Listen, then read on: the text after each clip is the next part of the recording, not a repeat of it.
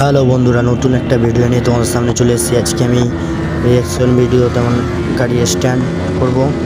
আর আমার সাথে আছে ভার্সন 4 আর আমি নিয়ে এসেছি R15 ভার্সন 3।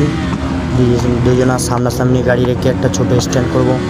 আমাদের এখানে রিয়াকশনটা দেখাবো তোমাদেরকে, বন্ধুরা কিরকম ভিডিও করছে দেখো।